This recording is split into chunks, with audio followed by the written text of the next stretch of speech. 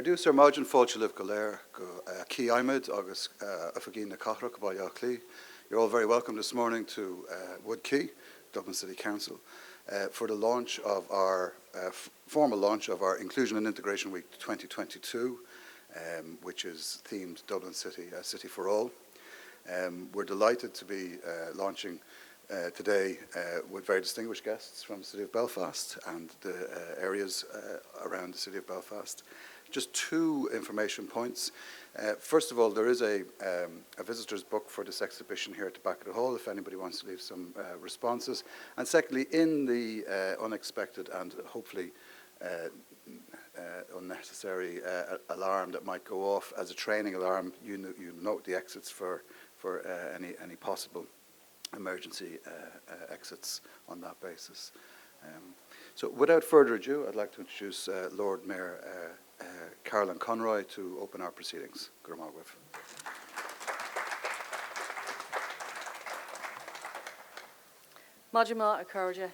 morning, friends and guests and my fellow councillors. I'm delighted to formally launch Dublin City's Inclusion and Integration Week 2022 here today. Inclusion and integration are terrific terms and powerful words. You can almost see them featuring in buzzword bingo games that people play at conferences or when politicians such as the Lord Mayor of Dublin get up to speak. But there is nothing buzzy or trendy or even new about them.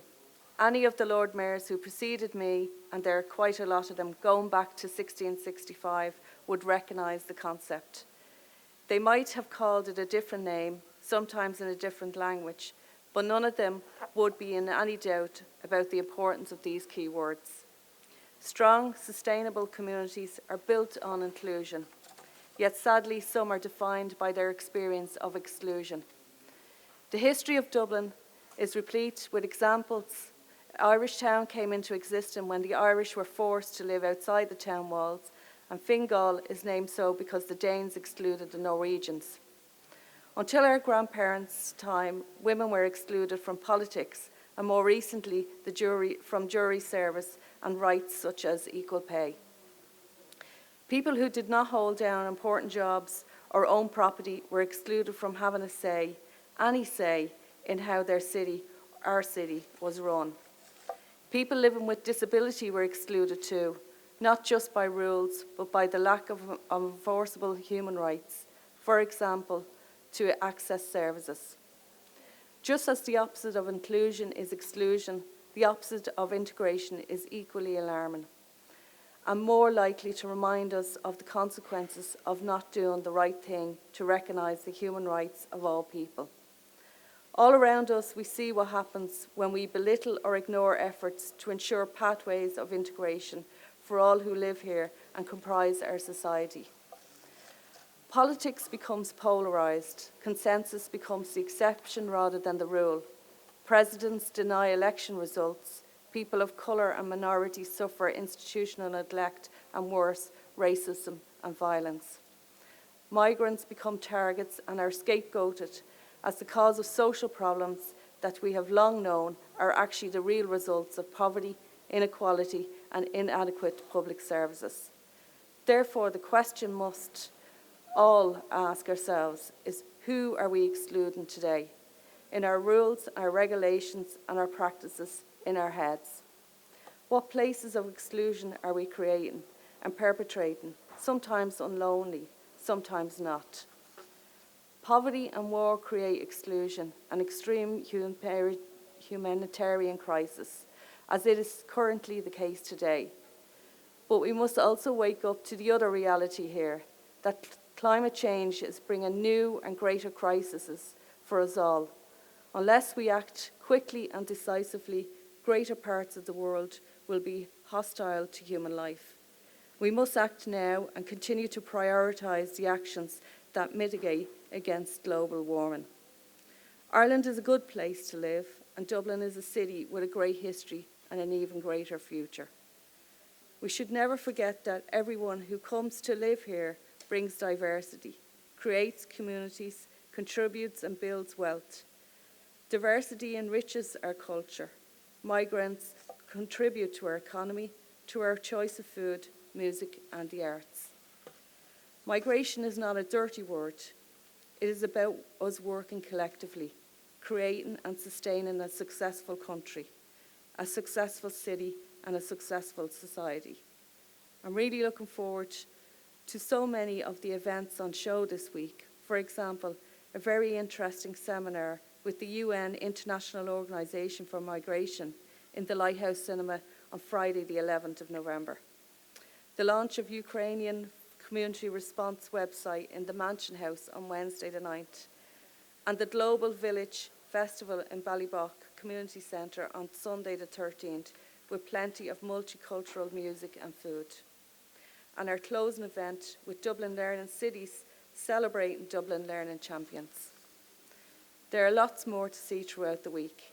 The Sensory Hour Magic Table in Walkinstown Library, food and music at the Social Integration Day in Chapel Lizard, health screening in the Dublin Mosque on South Circular Road, language conversation groups, composting at home, chair aerobics, walking football, and reading for wannabe writers. All the details of the Dublin Inclusion are on the website. And all organised by a small army of staff and volunteers who are helping make this all happen. My thanks to all and every one of you. You make this week go. This 1 week really showcases the focus and commitment of your council to make Dublin a city for all. That is our task and our pledge for 52 weeks of the year. I also want to acknowledge the presence here this morning of the Seen to Be Heard exhibition. It's photographer Jennifer Willis and one of the Seen to Be Heard ladies, Miss Cheryl Graham, who you will hear from shortly. They have created this amazing exhibition that highlights the importance of health and well-being to us all. Obviously in post-lockdown world framed by COVID, but also for those with conditions that do not dominate the headlines or that run in the background, like secondary breast cancer. Primary breast cancer is when breast cancer cells are contained in the breast and lymph nodes. The secondary breast cancer is different. It is when the breast cancer cells have spread to another part of the body, most commonly the bones, the brain, liver, skin, and lungs. It remains incurable at present. Jennifer, the photographer, describes very well how this project got her thinking about how her friends were, living from scan to scan, waiting on the outcome of results. Was their cancer stable? Had it reduced? And had it spread further? Jennifer talks about friends running out of treatment options and the realisation that their time is short. This exhibition respects the right of people to tell their story in a safe, inclusive and respectful environment, to be seen not as some sort of victim, but heard as individuals in their own right, living with the challenges of ill health and living well through a period of ill health. Everyone living through ill health will concur. You are included too.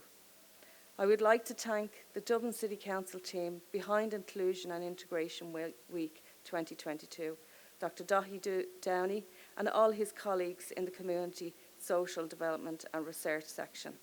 A special thanks to Beatrice Casserly, DCC's Community Officer for Inclusion and Integration. Most importantly, I would like to thank all of you for being involved in this week, whether it is organising an event, participating or providing support. You bring the energy and commitment to working with us to tackle difficult problems and challenges, issues in our society and our city. I commend your continued efforts and once again repeat that the work you do is highly valuable and crucial to making Dublin a city for all today and for tomorrow too. Thank you.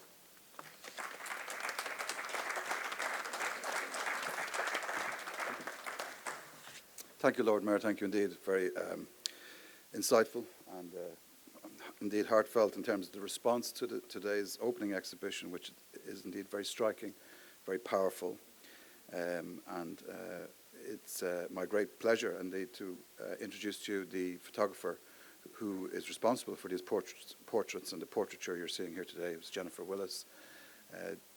We're, I think, second, is it, after Nottingham? Or third after Belfast? Third, okay, we came third. So Nottingham, Belfast has seen this, Nottingham has seen this, so it's our turn today. And hopefully from here it'll go forward to Derry, on as well to Cork, perhaps. We were speaking to Emer and others. I should thank our colleagues in the Dublin Learning City Network who were here today. They won the UNESCO award last year. Big shout out for that, for their efforts. But they were the people who connected us back with you, and that's how we managed to achieve your presence here today. So you're very, very welcome, and very grateful that you are here. So without further ado, perhaps I could introduce you, Jennifer. Thank you very much.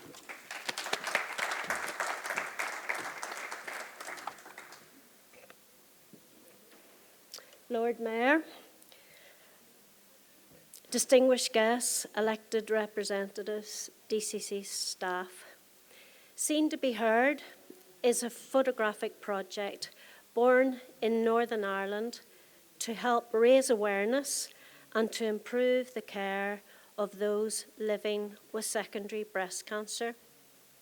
It was basically a promise that I made to a group of women who felt invisible and second best within the healthcare system. I promised that I would enable their images to be seen so that their voices would be heard.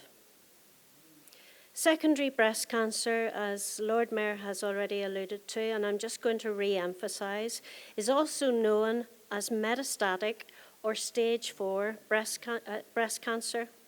It is when breast cancer cells spread to another part of the body, typically the bones, the brain, the liver, the skin, or the lungs, and the lungs. Primary breast cancer is when breast cancer is contained within the breast or the lymph nodes. Secondary breast cancer is incurable. To have secondary breast cancer means that there's no bell ringing at the end of a course of treatment. It is living from scan to scan, totally treatment dependent. That means chemotherapy and radiotherapy until there are no further treatment options. Approximately 11,500 women and 80 men die each year across the UK from secondary breast cancer. That's 31 women every day. In Ireland, it's somewhere in the region of 750 to 800 women every year, and maybe 5 or 8 of those would be men. So whilst not exclusively so, this is largely a women's health issue. The starkest statistic that I have is that it is the biggest killer of women between the ages of 35 and 64.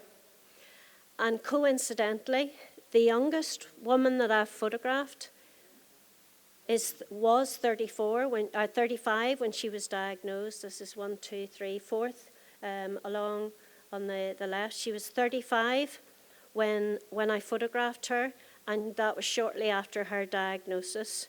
The oldest that I've photographed is 64, was 64 when I photographed. Secondary breast cancer is an incredibly lonely disease. Why? Well, often breast cancer is seen by the public as pink and fluffy. Pink park runs with ribbons and balloons. It's seen as a curable disease. Photographs in the media show triumphal images of women beating the disease and ringing the bell. For those in our project, and every woman that you see in a photograph here, it's not the case and will never be the case. A third of the public don't even know what secondary breast cancer is. Some people think it's breast cancer that's come for the second time, things like that. There are very, very few support groups specifically for those living with secondary breast cancer. In fact, in Northern Ireland, there were none until just over a year ago. And thanks to the women that I have here, Cheryl and Valerie. They have been part of helping to set up the first support group. And why would that be the case? Well, quite simply, mixing those dying of breast cancer with those who are still in the pink and fluffy phase, and that might sound flippant, it's not intended to be, I'm just emphasising the difference. It's not something that you can do. You can't mix the dying with those that are living through a curable phase. There's also a shortage of specialist nursing right across the board. So these women sit lonely in oncology appointments, in having their chemotherapy, etc. They're the ones on their own. Not like on the TV when you see women with breast cancer and there's always a nurse sitting with them and there to explain what's happening. Women dying with this disease want to live with the disease. They want to live as best they can. They've shown, and I've now photographed 23 women, and without exception, they show strength and resilience, and you will see that in their photographs as well. They want to make memories with their families whilst living on punishing courses of chemotherapy and the constant worry of progression of their disease. They live with the torturous thought of leaving behind young children, and these are young women, or other dependents. They are not insulated from other issues, such as other illnesses, other cancers, family problems, deaths of loved ones. Even some of them have nursed loved ones, their husbands, their parents, of family members through terminal cancer. Yet they themselves present to an outside world that asks them, "How are you? How are you doing? When does your treatment finish?" Yet those asking the questions do not really want to know the answer. Even in their own homes, they often protect their loved ones from the physical and emotional pain of what they're experiencing. I continue to photograph women wherever we will exhibit, and if we find any women down here in Dublin area, or in Cork or Limerick or Londonderry, any of those places, I will continue to photograph. At the time of our 5-week-long exhibition, I had photographed 16 women. Now I've photographed 23. When I'm contacted by someone who wants to be part of this project, one of my first questions to them is, "Are you in a support group?"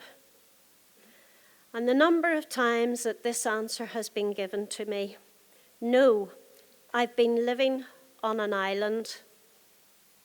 How appropriate is that for Inclusion Week? That we from Northern Ireland can, with the help of people here in Dublin, can increase the outreach and bring support to those living with secondary breast cancer right across the island of Ireland. To Emer Murphy from Dublin City of Learning, Dochie Downey, Beatrice Casserly, Deirdre Robb, CEO from Belfast Exposed Gallery, and Catherine Byrne also, who helped put this together. The opportunity that you have given us to show these powerful images and tell their stories, because this will also play with a soundtrack of the women telling their stories, which cuts across every demographic, socio-political, economic, racial and ethnic, to raise awareness of symptoms, will not only help to bring about earlier diagnosis, and one very important point I learned recently was that later diagnosis and therefore worse prognosis occurs for people, pardon me, in lower socioeconomic classes. So, at the very least, we will help to reduce the very real sense of isolation of those living with this devastating disease. We're very, very grateful, and the people across Ireland, it's not just the women that are affected by this, but also their families, loved ones, their friends are also affected by it. Every one of the photographs you see have a family behind them, and the more that we can reach out and connect with women living with this disease, feeling a sense of real isolation, the better that will be. And we're really very, very grateful for this opportunity. So thank you very much.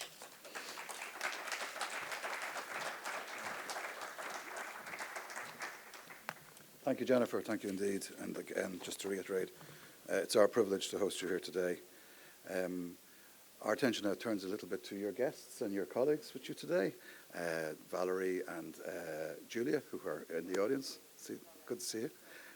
And now, if I may, introduce Miss Cheryl Graham, who's going to speak to us a little bit more about the exhibition and herself. Thank you.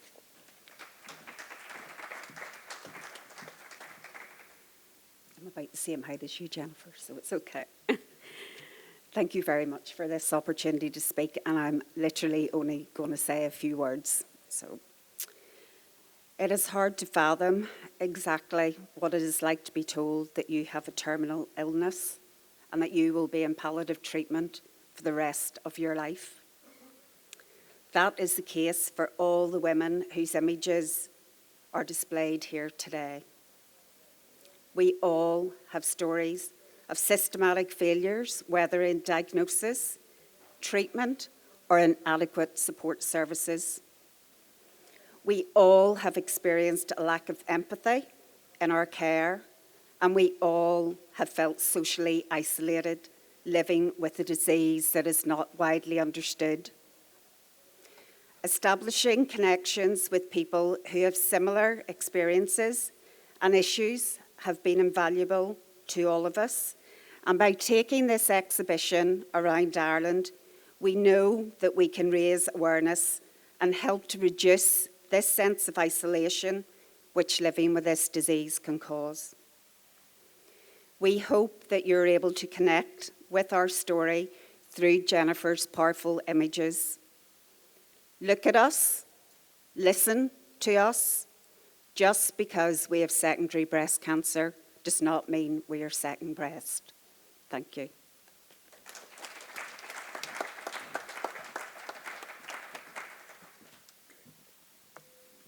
Thank you. Thank you again. Thank you very much. We have a short video now, I believe, that we're going to show. And it's one of our soon-to-be-heard participants reading a poem she's composed. Are we good? You have cancer that will kill you. No, that can't be right. You told me I was too young to be sick, and together we would fight.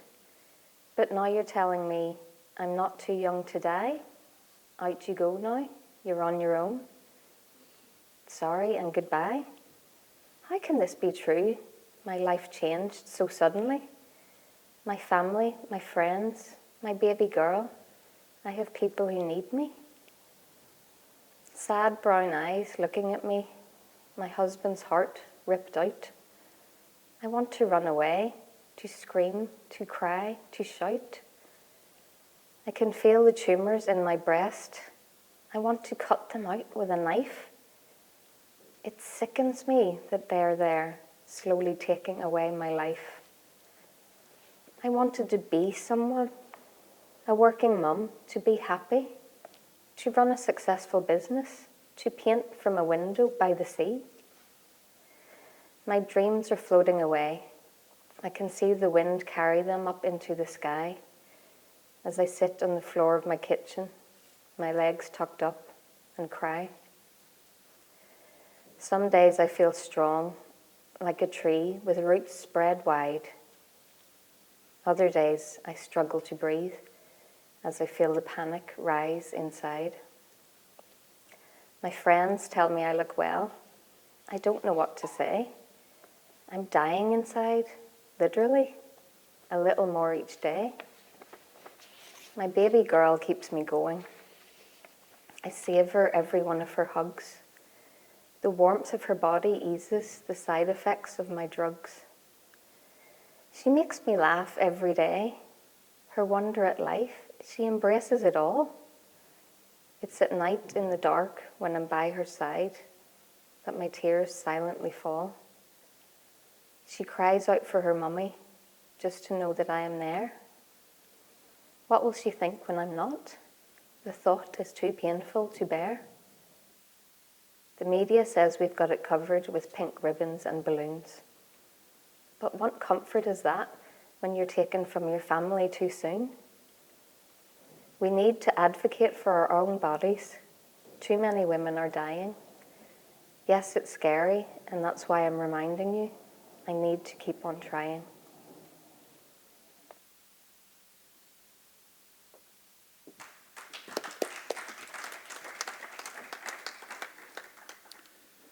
It's very powerful. It's hard to follow that, really. But I suppose that's what we're trying to do today. We're platforming. We're obviously very significantly impacted at personal levels, both by the framing of your portraiture. I think it speaks for itself, but also by the narratives, the stories, the truths that are behind it. And you're very brave, and you're very honest. Thank you. And we'll take a moment really just to reflect on that, but I think really at the same time, sometimes we say a lot about what has happened to us, is what we do about it that matters, I think. And that's what today is about.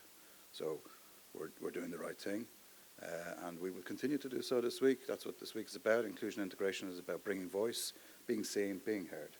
So thank you again for that. It's really a very significant start to our week. We're coming to the closing of proceedings this morning. Be delighted if you can stay a bit longer and linger. Somebody came up with the great idea of apple tarts with cream, which I think is a cracking way to start a Monday. There's tea and coffee. For those of you who don't wish the apple tarts with cream, I'm sure you can watch somebody else engorge themselves on your slice. But please do stay with us a little longer. And I'm bringing the proceedings to a conclusion. Thank you, Lord Mayor, for being here this morning. Thank you, Jennifer. Thank you, Cheryl. Julia, thank you as well. And Valerie, thank you too indeed. So without further ado, Grimagwood.